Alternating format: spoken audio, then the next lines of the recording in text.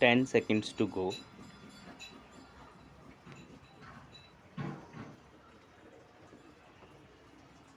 Start. The Industrial Policy Resolution of 1948 was good so far as it went, but unfortunately, the spirit of it could not be understood or appreciated by the common man in this country. So, a new orientation of this policy was given, and the Honorable Prime Minister, after his return from China, publicly declared that the future policy of the country, or rather the future pattern of society, will be the socialist pattern. That was further emphasized by the resolution passed at the Awadi session of the Congress and later reiterated by Shri Debar, President of the Indian National Congress. I am very glad to say that the spirit of it has been caught by the nation today. If I may say so, the nation has taken up the challenge for securing the socialist pattern of society. It behoves all sections, both inside this house as well as outside, without having mutual recriminations, to try and propagate in a sincere manner and establish the socialist pattern of society indicated by the statements of the great leaders of our country.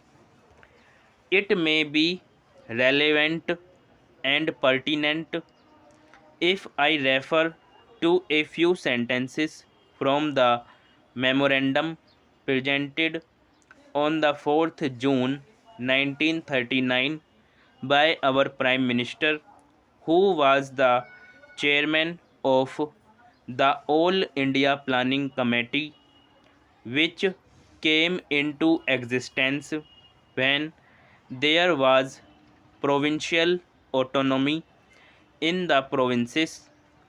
On pages 39 and 40 of that report, he stated, it is clear that the drawing up of a comprehensive national plan becomes clearly an academic exercise with no relation to reality unless the planning authority or those to whom it is responsible are in a position to give effect to the plan. If this authority is powerless or circumscribed or restricted and has limited activities, it cannot plan. An essential prerequisite for planning is thus complete freedom and independence for the country and removal of all outside control. This implies that the country possesses in itself full sovereign authority to take any measures, adopt any policies, and form any relations with other countries as may seem best to its governing authority in the interests of the country and its people. National independence is thus an indispensable preliminary for taking all the steps that might be found necessary for carrying out the 5 year plan in all its various aspects throughout the whole country.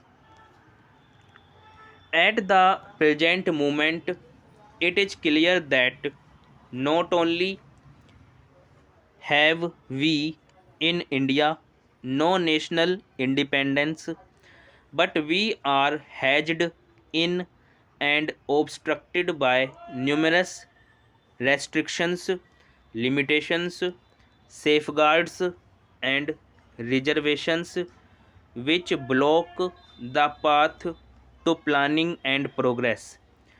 Our plan for national development must therefore be drawn up for a free and independent India. Thanks to the sacrifices made by millions of our countrymen and countrywomen under the leadership of the father of the nation, Mahatma Gandhi, we have today secured complete sovereign political independence at a time when the nations of the world were engaged in the bitterest struggle using all the weapons of destruction. If, therefore, we have secured political independence during the period of a quarter of a century, it should not be difficult, especially when we are today masters in our own country, to secure a socialist pattern of society, as has already been indicated. But it requires the assistance, the propaganda, the active work of all those who are interested in this. I am sure so long as my honorable friends, the minister, the deputy minister, and the other minister who represent the commerce and industry ministry can give us an assurance that the capitalist pattern would be avoided. Some of us who believe in a cent percent socialist democracy give an undertaking that certainly totalitarian policy will not be introduced in this country, because we have believed all along during the fight that we have given to the British government when we secured political independence, that we shall try to maintain democracy undiluted and a socialist democracy at that. I am absolutely certain that in this country of ours, liberty of thought, liberty of speech, and liberty of action will be guaranteed to every citizen to express his views in the manner he pleases. I therefore assure my honorable friend that so long as we do not, in the garb of a socialistic pattern, support a capitalist system, India will stand 100% for a socialist democracy.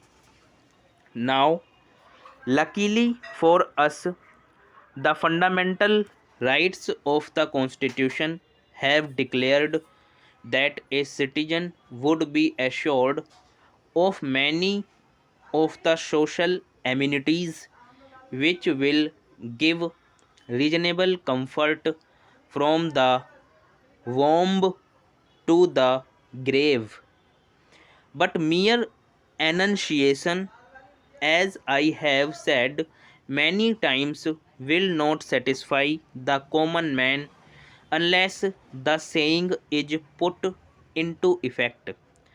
I am absolutely certain, therefore, that so long as there is a determination on the part of our countrymen, we will be in a position to secure a socialist pattern of society.